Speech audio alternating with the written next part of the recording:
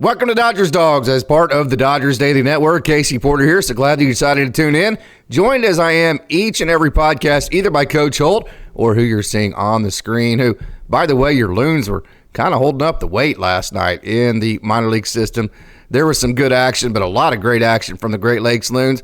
A walk-off from Andy Pages against the Braves. Hey, anytime we talk about it, you have all these teams. You have four affiliates in the LA Dodgers. The one win you want is at the top. You got that. Andy Pages with 4 hits and the walk-off to beat the Braves. Yeah, it's not just a walk-off. It is the big series with the Dodgers. It is the two heavyweights in the National League right now. Not just the National League, in Major League Baseball, you have the Dodgers versus the Braves. Two teams that, man, there's a lot of expectation that these two teams could meet in the postseason. We've been talking about this for a couple of years now since they met in the 2021 postseason. You get a chance to see it in Dodger Stadium. You get a chance to see just a preview of the series. And last night did not disappoint. A really fun, exciting game, a game that the Dodgers were able to pull off. As you had mentioned, Andy Pages continues to deliver at the major league level. Just goes to show you that a lot of these homegrown talents, they're talented. And when you get to give them the chance, the opportunity, the run time, like the Dodgers are giving Andy Pages, there are a lot of times where these guys are going to deliver. And right now, Andy Pages is delivering the walk-off base hit. How exciting is that? Super exciting. Also exciting. Hey, we've talked about every single podcast, it seems now, for the last 5. But we're going to keep talking about it as long as it's relevant. We're not just going to move on just because we've covered him a lot and really the same kind of narrative. But again, man, he saw sweepers, he saw sliders, he saw fastballs, he saw curveballs. He did a little everything. He laid off curveballs, he hit fastballs, he laid off sweepers, he hit sweepers, he laid off sliders, he hit sliders, he obviously always ambushes fastballs. He hit sinkers that were coming in on his hands. He hit balls on the inside part, lower quadrants, outer quadrant, upper part of the zone. Andy Pages, again, not just showing that he has great results. A lot of rookies can come up and you don't have a book on them. You don't know exactly how to throw them, and they can get hot for a period. But he's showing with this process that there is definitely staying power. Now, it's not always going to be like this. You and I both, Austin, and nobody's a bigger fan than you. You've seen him at his best with the Great Lakes Loons, no doubt about that. But you've also seen him go through cold periods too, so it's not always going to be like this. But a lot of the things he's doing would indicate, and that he's always done, that there's a lot of staying power. Yeah, there's a lot of staying power. And it's not like teams aren't trying to adjust to what Andy Pages is doing. They absolutely are. As you mentioned, he's getting a whole variety of different things, and he's shown that he's been able to excel at just about anything that teams are going to throw at him. And that is an incredible positive for Andy Pages. He's ambushing right now. As you can see, he's swinging a lot. He's not walking a whole lot, but that's because he's able to make a lot of consistent contact. And pretty soon, a lot of teams are going to respect that, and they're going to try to avoid Andy Pages, which right now they're not really able to do because a lot of the other hitters within this Dodgers lineup are just that good. And I think he's going to continue with this process. And if they're going to keep throwing at him, he's going to find ways to be successful. He can hit a moonshot, or just like he did for the walk-off today, he can take an inside pitch and be able to just muscle it out to center field. 100%. Hey, whenever Jason Hayward gets back, is it going to be Chris Taylor or James Outman?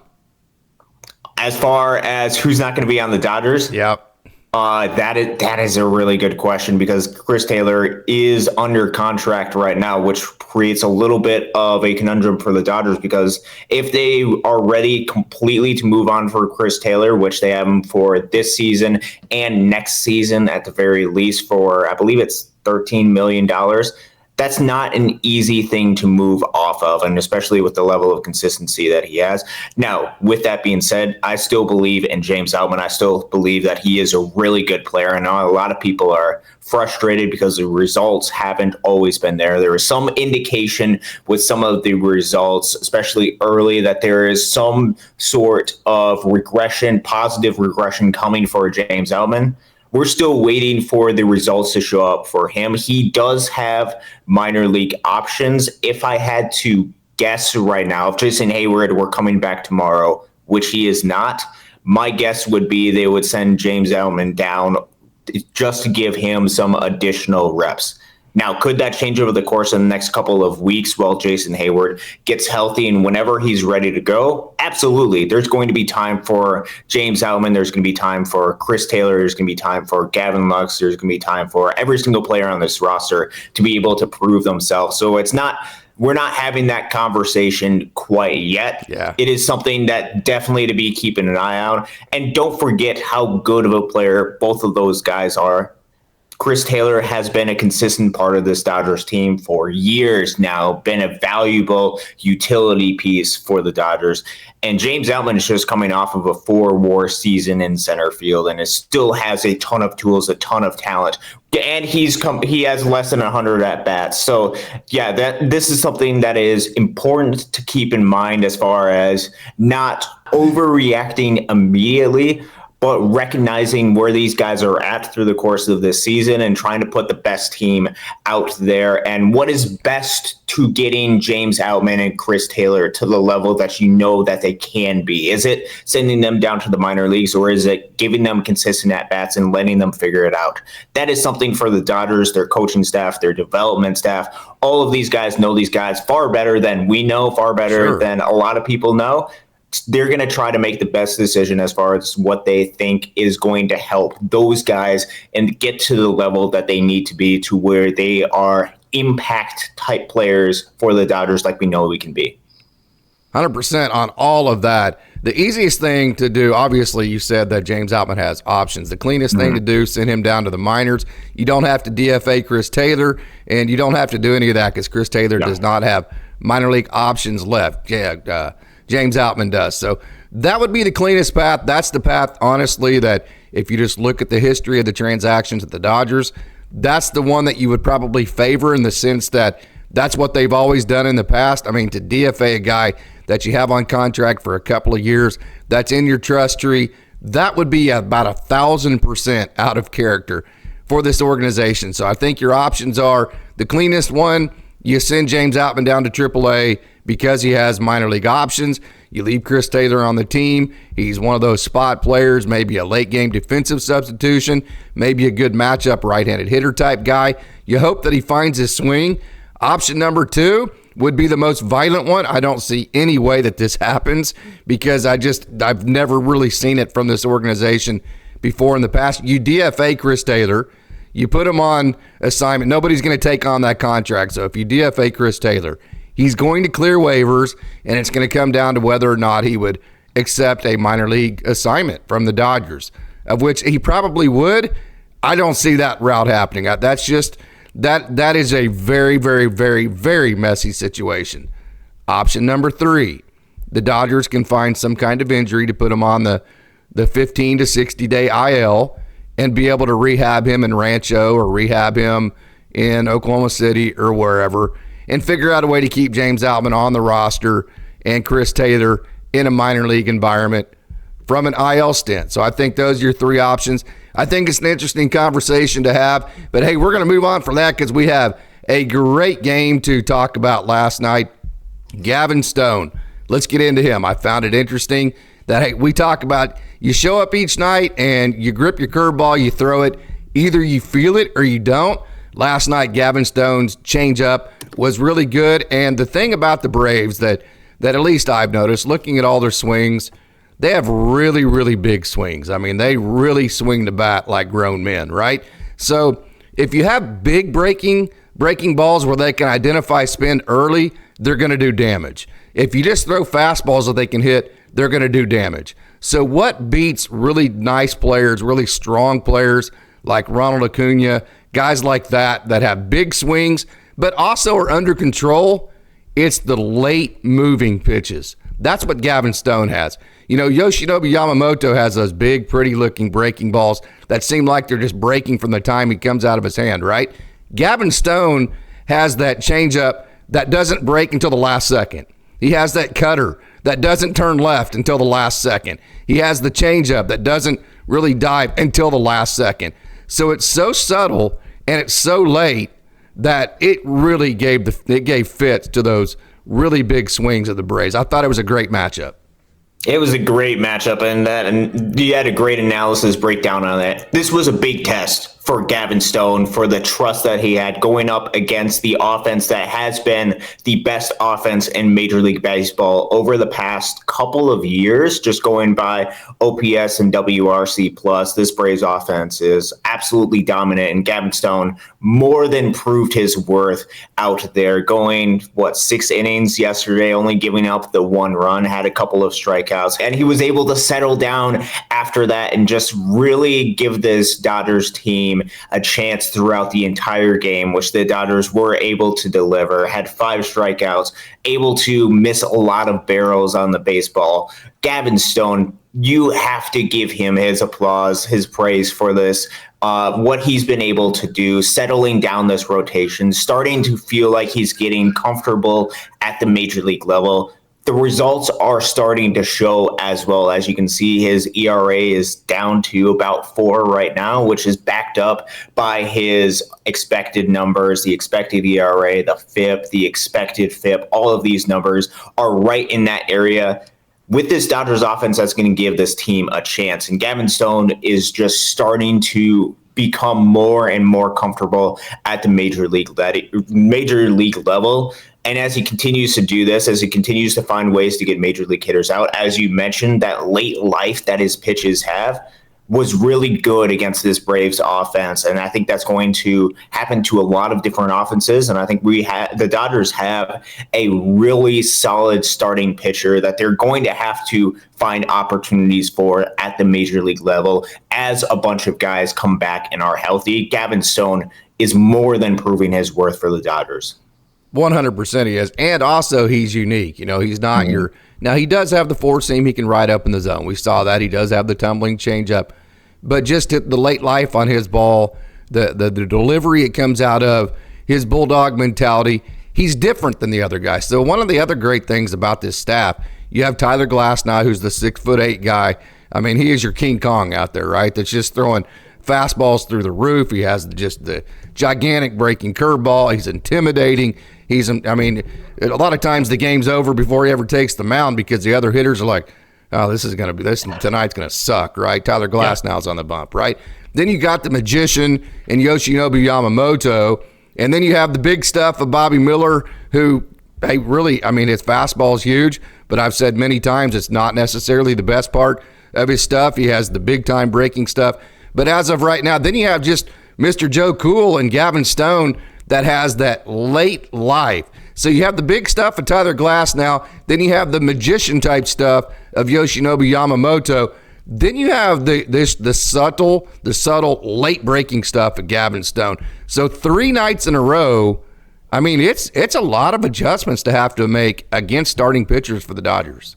Yeah, it is a lot of adjustments, and there's a lot of guys that are coming back healthy. There's different type of movement, different type of mentality that you have to take every single night against each one of these starting pitchers, which I think plays off of each other incredibly well, because you don't just have to have one game plan. You have to have lots of different game plans and different types of approaches as you're going up against each one of these pitchers. Gavin Stone fits in really well with this Dodgers team, fits in really well with this starting rotation staff. He is and continues to be a great starting pitcher, starting to see a lot of the signs that we saw at the minor league level and the adjustments that he worked so incredibly hard to make during the course of last season, during the middle of last season. It's really, really amazing to see Gavin Stone make these adjustments and start to become a major league quality Dodgers starting rotation, top of the NL West starting pitcher.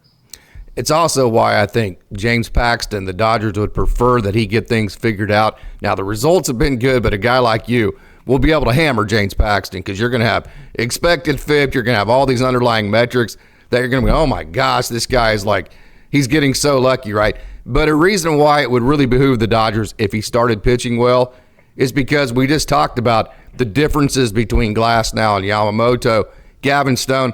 Then you're going to a big lefty who – you don't know where the hell the ball's going, right? It's like, I don't know where it's going. It's like the Bull Durham movie. It's like, I don't know where it's going. I know it's coming south somewhere. Can't tell you where it's going to be, right? And so he's effectively wild. So going from Gavin Stone, who's like that subtle guy, to Yamamoto, who has the elite command, to the guy who is really effectively wild and has the ability to throw it like 96, 97 miles an hour and is big. That's yet another adjustment to where by the time you get through that rotation of 4, man, it's like your head swimming. Yeah, if James Paxton can throw a little bit more strikes and cut down that walks just a little bit, that would make him a really good complementary piece for this Dodgers starting rotation. You can see why the Dodgers would want to take a chance on a James Paxton, signing him to the 1-year contract during the offseason. Still about making those adjustments, still about finding the strike zone more consistently, because there will be times, if this continues, that he will get hammered just a little bit. Still a good complementary piece in the Dodgers, especially with a lot of the injuries that have taken place. They're going to give him plenty of opportunities to get it right, plenty of opportunities to figure it out at the big league level. And with the investment that they made, all of these pieces are going to complement each other really well. And I think this is why the Dodgers have been on a roll recently, as a lot of these pitchers have been doing really well. You talked about Glasnow, you talked about Yamamoto, who's pitching really well. Gavin Stone is secretly pitching really well over the course of the past several games as well. And then James Paxton somehow figures out a way to get out of pull a magic trick and get out of a lot of jams, which, I mean, if you're able to do that and put up zeros, the expected numbers might be ugly. But in the end, especially on a 1-year contract, the results are the thing that matter. And then you have a guy in Walker Buehler who's like another ace. That's kind of a little bit of all of them. Mm-hmm. I mean, as he goes on, I think he's going to be able to hit 96. He's already hit above 95 this year. I think he's going to be able to get up there and get the velo up there like you see with the Tyler Glasnow. He has some subtle late life like Gavin Stone. He's also able to dot up that cutter and some good movement on his breaking stuff like Yamamoto does. And then at times we've seen in the rehab, he can be a little bit James Paxton-ish in the sense that he's effectively wild enough to get some outs. So then you take in a guy that could be an ace with all the ace level experience of Walker Buehler, who kind of mixes all of those things together.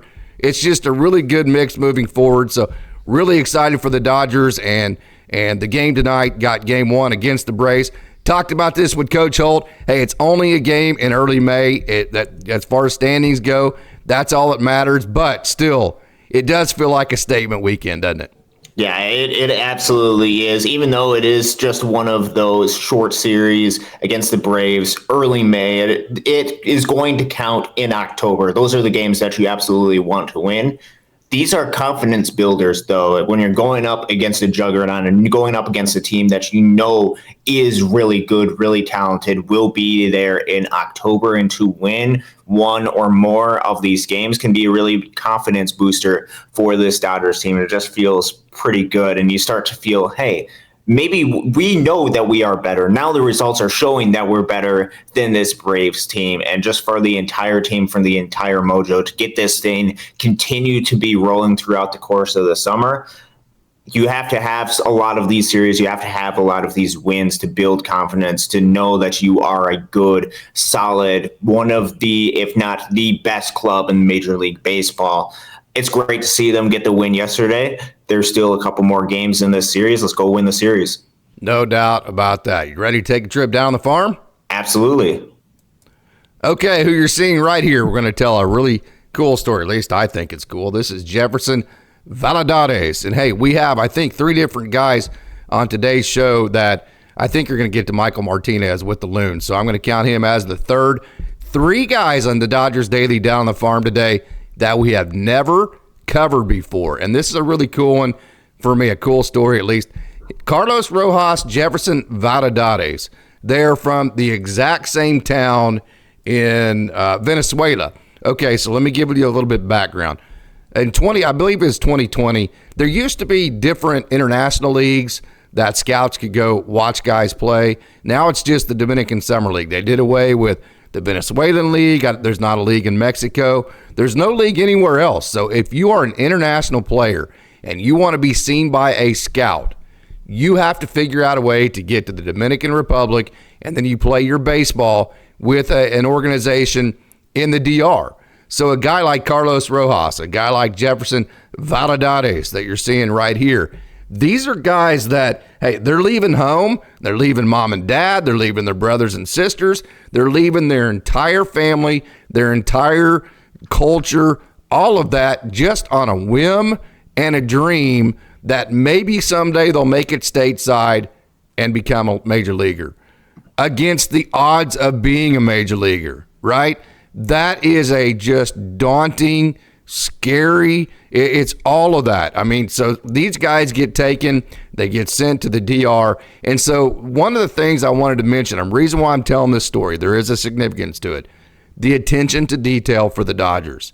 So they take a guy like Carlos Rojas, Jefferson Valladares, who are both from Venezuela, and they send them to the DR together. So now they're not alone. Now they're not on just an island out there trying to swim upstream, not knowing the culture, not knowing the new locations, being scared to death of all this new stuff. At least you got a good buddy there from the exact same town in Venezuela. So not only did the Dodgers send them to the DSL at the exact same time so they could be comfortable together, they then sent them to the United States at the same time. Then they moved them up to Rancho at the same time, and now they're still teammates. Not only that, they're hitting back-to-back in the lineup together. So that arc right there between Jefferson Valladares and Carlos Rojas is a really cool arc. I wanted to tell that story. So what do you think about it, Austin? Yeah, that is a really cool story. That really goes to show the attention of detail that this Dodgers organization, that this just puts into just the development process of these guys, because sometimes getting these guys comfortable at their levels can really help with their growth and development. And especially as Jefferson Valladares and Carlos Rojas continue to get comfortable stateside, I think just we're going to see their level of performance just that much improve. And we started to see that a little bit this week with Jefferson Valladares had 2 hits last night for the Rancho Cucamonga Quakes. Also, earlier than this week, had another 2-hit performance in which he had, I believe, a double and a triple in that game against Modesto. We're starting to see him really start to hit the ball well, can play first base, plays in left field, has played in right field as well, a little bit in the outfield, first base. Really cool, unique story for Jefferson Valladares, and I'm excited to see the growth and development that he has, as well as with Carlos Rojas, who also had a 2-hit performance. You see both of these guys coming from the same town, both of these guys having 2-hit performances. Carlos Rojas can play a lot and has played a lot of catcher throughout the course of this season, hitting almost 300, which you like to see for Carlos Rojas. 377 on base percentage as well. Both of these guys are going to grow. They're going to develop. And as they get more comfortable, as they get acclimated to baseball in America, I think we're going to see these guys go up and perform really well together. I'm excited for both of these guys and their development throughout the course of this Dodger system. Another guy I want to talk about, haven't had a chance to talk about him much on Dodgers Daily. This is Sean McClain. You're going to like him when you finally get him up to Great Lakes. Hey, we've talked about Austin Gauthier, Taylor Young, Dalton Rushing, Janer Fernandez, all these guys having such tremendous baseball IQs. Here's another one. Sean McClain comes from a family of baseball players. His brother is a professional baseball player. Hey, when he's not playing baseball, he's watching baseball. When he's not playing or watching baseball, he's studying baseball. He's doing something that is baseball related 24 hours a day. He's one of those guys, I tell the stories all the time about guys, it gets in your blood, right? So if he becomes a billionaire in the game of baseball, like Shohei Ohtani, and he can be anywhere on earth that he wants to be, he's going to be on a baseball field, throwing batting practice, hitting fungos, taking batting practice probably, because Sean McClain loves baseball. He studies baseball. Nobody knows more about the intricacies of the game of baseball than Sean McClain. His family got drafted in 2022 out of Arizona State, has not been able to be healthy yet. Let's wish Sean McClain good health for 2024. He might quite possibly be the best defensive shortstop in the organization. He is a wizard defensively, has a growing offensive game, so good to see him healthy. Yeah, and that's saying a lot because there's a lot of good shortstops that can play defense within this Dodgers Yeah. system. Yeah, Sean McClain, I'm excited to see the growth and development that he has. Excited to see that he is healthy. And for those of you who don't know, his brother is Matt McClain over in Cincinnati, who's a really good player for the Cincinnati Reds. And I think we see a lot of that within Sean McClain in this Dodgers system. Has shown some good plate discipline during his limited opportunities when he's healthy at Rancho Cucamonga. And you can see that defense that he has right there. Holy cow, you get excited about that. And the baseball IQ, the toughness, the desire to win, that translates onto the field, and you can see a lot of good, exciting performances as he continues to be healthy and as he gets opportunities within this Dodger system. I'm really excited for the growth and development of Sean McClain. Last night, he did have a triple for the Rancho Cucamonga Quakes, had a couple of walks there as well. So excited to see the growth and development for him. 100% on Sean McClain. I'm bought in on him. I like his style of player. I think you need a couple of handfuls of guys like that in your system that are just what I call grub worms, because they just love the game and they get down and gritty and play the game that I like to see. Hey, we have spent a lot of time on this guy, and we're going to spend as much time as we have to. I don't care. We'll cover him every show. Had a bunt base hit to both lines. He pulled a bunt base hit down the first base line that you saw right there, then pushed one down the third base line right here. 2 perfect bunts. Now watch his next at bat. I mean, this is Brett Butler 2.0, right? Watch this next at bat right here. Whoop, right into left field. That is Kendall George to a T. And by the way, Austin, he has been recorded as running to first base as low as 3-4. 3-4. So just so you'll know, the average run to first base for a major leaguer is 4.0. That's how devastating his speed is. And by the way, he's not afraid to tell you, my game works, and it will work on the major league level. I hope the Dodgers don't try to change it. Yeah, no, he's a baseball player. His skill set is so unique, so good, and it works so incredibly well for Kendall George. We saw him get 3 more hits last night. Also had a walk. I think that is an element of his game that perhaps is underrated, is just his ability to find ways to get on base. Has as many walks as he does strikeouts, and he's walking at 18% of the time. That is going to play because he's going to find ways to get on base and then use his speed and athleticism to turn those walks into doubles where he's able to get on base. Kendall George is having a really good season to start this campaign. 132 WRC plus. You're seeing him get base hits. You're seeing him slap the ball all around the ballpark, use his speed, find unique ways to affect the defense. And especially with the new rule changes that have come into place that are really emphasizing athleticism, that are emphasizing speed, that are emphasizing the ability to steal bases, that plays right into Kendall George's skill set. And he is showing a lot of tools, a lot of potential throughout the course of the season. I feel like we're talking about him every single week, and that is for absolutely good reason, because Kendall George is performing what seemingly each and every single night. So excited to see the growth and development that he has, and just the trust level that this Dodgers first round pick is getting throughout the course of the season. He's getting even that much more comfortable, and he is performing each and every single night. The confidence is there, and as you see right there, the speed is there.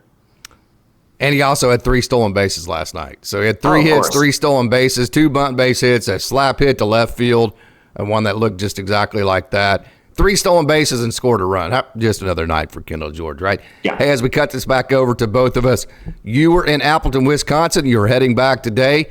Tell us what you saw, Austin.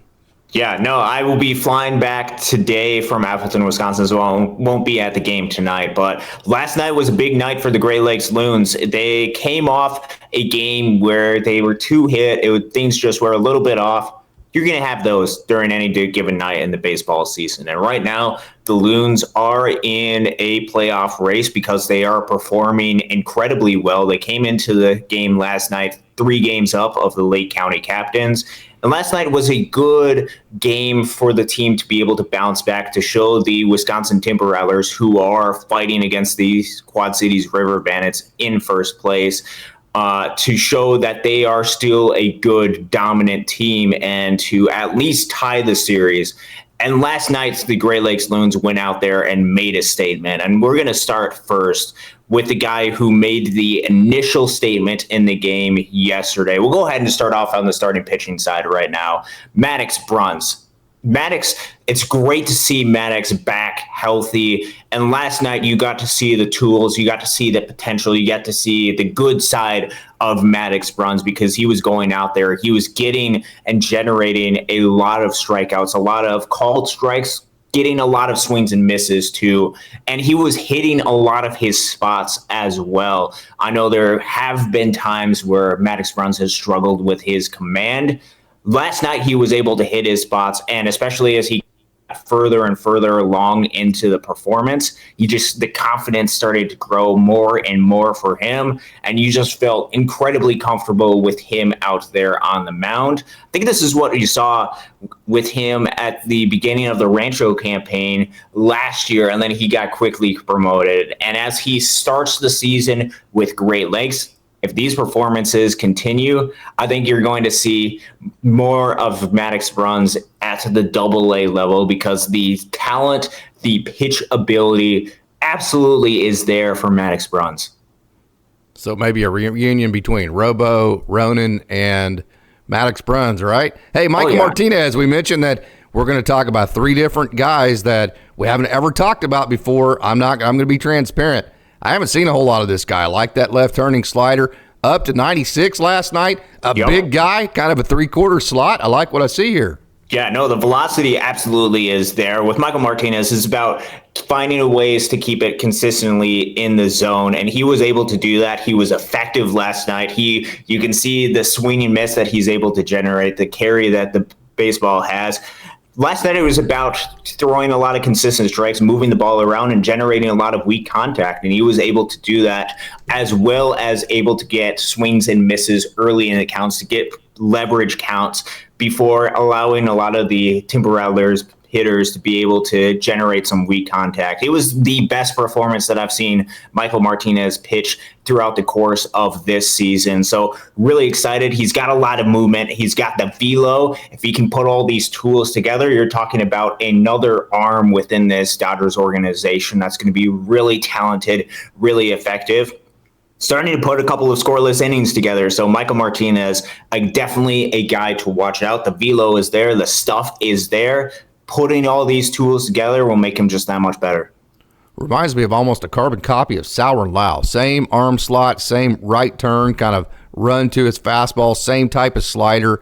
Lots of similarities between those two. I like what I see there with Martinez. Also, Christian Romero. Man, I like the fact that Romero's able to extend. He's able to be versatile. 4 innings last night, just 3 hits, 1 run. No strikeouts, and 2 walks. But the 4 innings, 3 hits, just 1 run. Another really good outing for Christian Romero. His ERA is down to 1.83.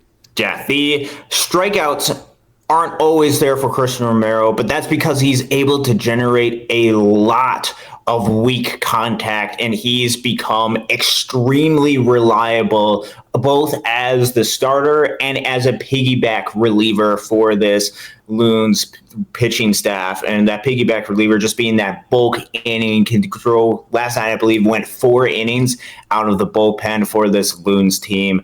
He's been so incredibly consistent as a walk rate at, I believe, 4% to start the season, which is ridiculously good, especially when you're talking about a team that does walk a lot of hitters. Christian Romero has been really consistent, really reliable, though he generates a lot of movement on his baseballs, which can get a lot of weak fly balls or generate a lot of weak contact. Right there was a nice play by Sam Mongelli.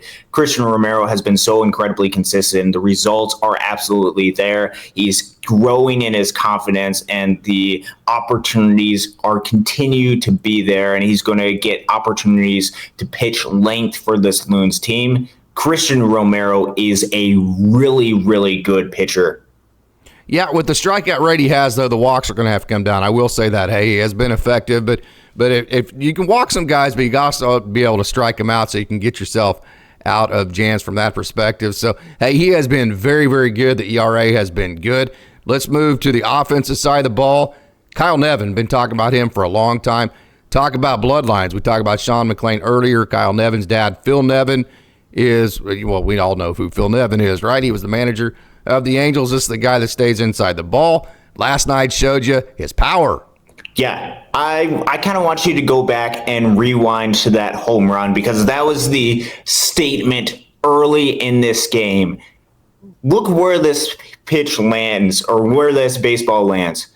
That hit 3/4 of the way up that light tower. And that light tower is not just right beyond the outfield. That's a decent ways beyond the outfield. That hit almost all the way up to the top of that light tower. Insane the amount of power that Kyle Nevin has when he's able to pull the baseball. That was an absolute moonshot. Really cool to see him and to see some of the extra base ability that he has. You can see the swing again right there, and you can see the baseball ricochet up way out there. Kyle Nevin has been so incredibly consistent. Look at the first baseman. Let me back that up. Watch this first baseman right here as it goes by. Hold on a second. Let me see if I can get it right here. Well, hold on. You're going to see the first base. Right, see him right there. He's like, dang, man, look at that. Oh, yeah. No, just admiring it. It's funny, too, because I talk a lot about it, and I've talked a lot about it in the past, how the organization, the Loons organization, has a ton of fans.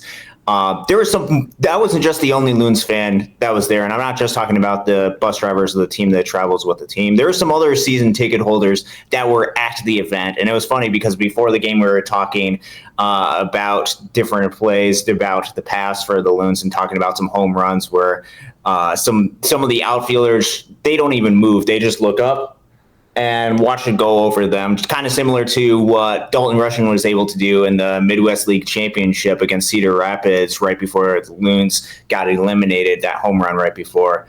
Exact same thing that happened to Kyle Nevin. The outfielder just kind of looked up, turned around, and that was it. And it was already 2-0 Great Lakes, especially coming off a game where the offense just struggled a little bit. Yeah.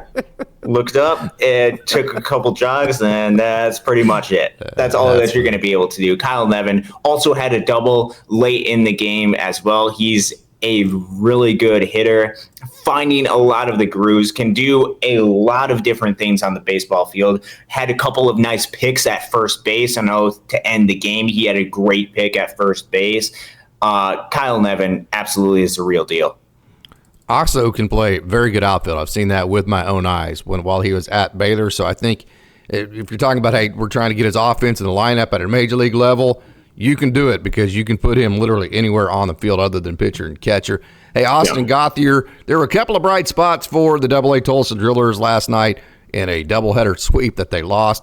Austin Gauthier was one of them. He had 3 hits on the evening. So, hey, Gator continues to be hot. Got off to a slow start, not anymore. Yeah, he got off to that slow start, and that kind of just delayed him from the inevitable that Austin Gauthier has been able to put up, and this is something that's been consistent.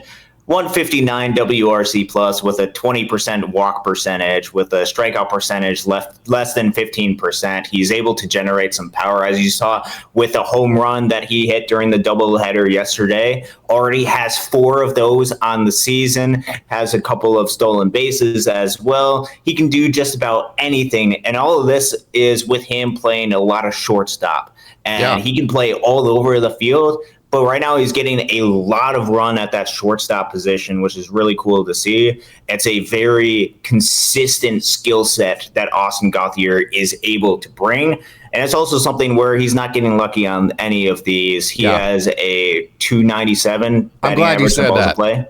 I'm glad you said that. Say that one more time. He's not getting lucky, right? He's not getting lucky. No, it's a 297 batting average on balls in play, which is the league average is 300. And that's usually one of the indicators, especially at the minor league level, that you would use to see if a player is getting lucky. If it's close to that, perhaps that is to the level of extent of how good of a player he is. And right now, Austin Gauthier, even with hitting at a league average, batting average on balls in play, still putting up a WRC plus close to 160.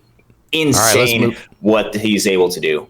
Let's move on to the pitching. Ryan Sublette, this is a guy that I am really, really, really high on. He's a guy that's using the minor league process to get every one of these guys are all working on something. For Ryan Sublette, he loses the strike zone from time to time. To be totally transparent about, whenever he's not successful, why is the reason? It's because he's not throwing strikes, right? I talked to Alec Gamboa last night in Oklahoma City, and I said, hey, when are they going to give you your shot? He said, when I start throwing strikes. I mean, he literally went there almost immediately. Plus, he's not healthy right now, so he also mentioned that as well. But you see that right there, Ryan Sublette. That's about he can pump it up there about 96, but it's a 3/4 slot. It's the very competitive mentality of him, and it's the uniqueness. You see that he hides the ball. He kind of shows the back and the back knee to the hitter. So it's kind of an uncomfortable herky-jerky motion. It comes out 3/4, but yet he's able to stay behind the ball. So Ryan Sublette, I've said this several different times, he will figure out how to keep the ball in the strike zone on a consistent basis as he moves on. He's already in Double-A. And when he does that, as long as he gets opportunity, he will be a successful major league middle reliever. I am that confident in this guy. Yeah, no, you can see this stuff, the uncomfortableness that is presented. If he's able to find that consistency with the throwing the strikes, I think you're going to see Ryan Sublette really break out. And we've seen him be part of Arizona Fall Leagues in the past. I think that shows the confidence level that the Dodgers have in this talent. Ryan Sublette is a very, very good pitcher within this Dodgers organization. Once he's able to find that consistency, which he had a good outing yesterday, he's going to just continue to break out and be part of this Dodgers team going forward and be in that conversation. Ryan Sublette, don't forget about him.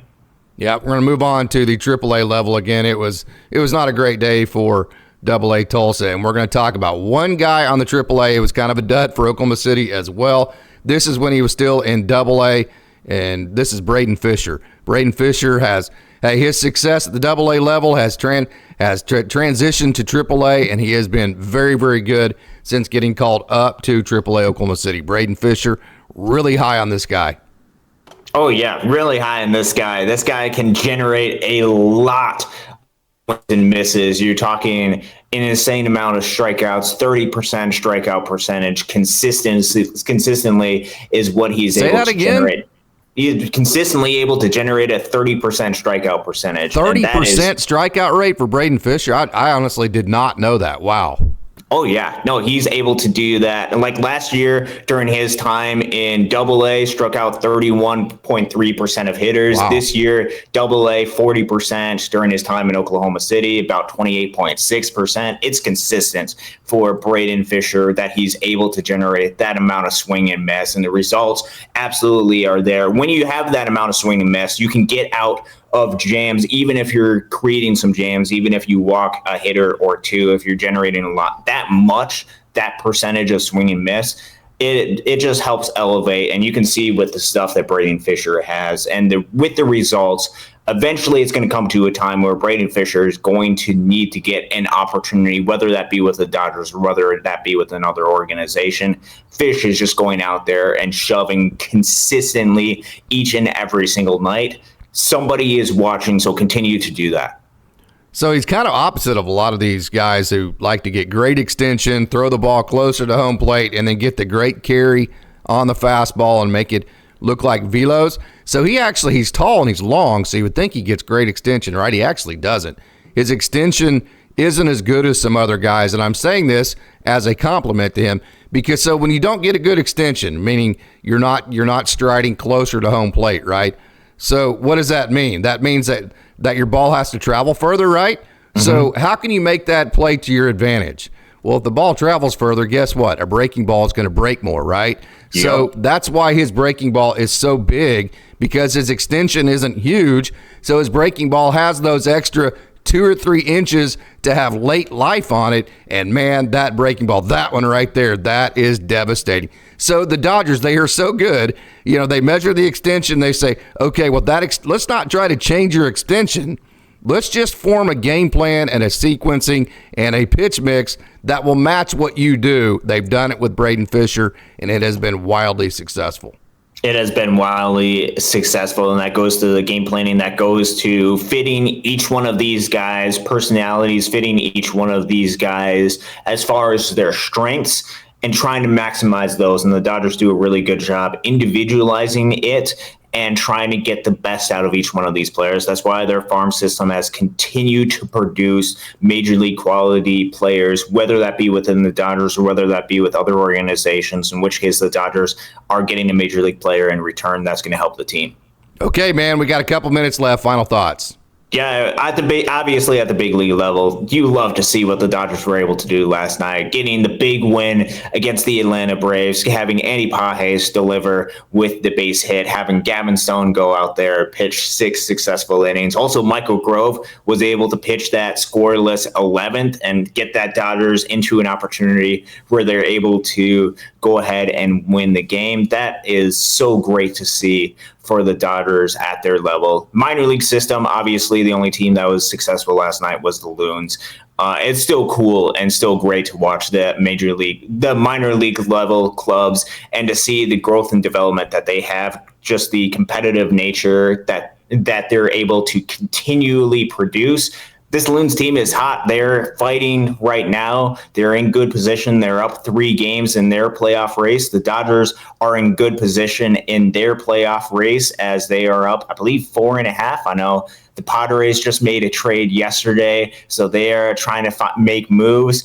The Dodgers are hot, though. The Dodgers have a good, solid foundation, a good, solid core with great development, great people within this farm system. This train just continues to keep on chugging along. The winning seemingly keeps on chugging along, at least for the Dodgers and for the Great Lakes Loons. The rest of these teams are going to catch up, though. The talent is absolutely there. And as we continue to go through the course of this 2024 campaign, don't take anything for granted. Continue to go chugging. Continue to keep fighting. It's a long marathon of a season. Let's go Dodgers and let's go Loons. 100%. Want to thank you for tuning in, Austin, and I want to thank you for joining. I know it's been a hectic week. You've had a lot of fun in Appleton, Wisconsin. Have a great plane ride home back to Michigan. So thank you so much for joining today. I want to thank everybody, all you wonderful Dodgers dailies out there. We have the best crowd, 100%, no doubt about it, out there. So thank you to all you Dodgers dailies for tuning in today. And until next time, hey, great job, Dodgers. Beat the Braves again tonight. Go Dodgers.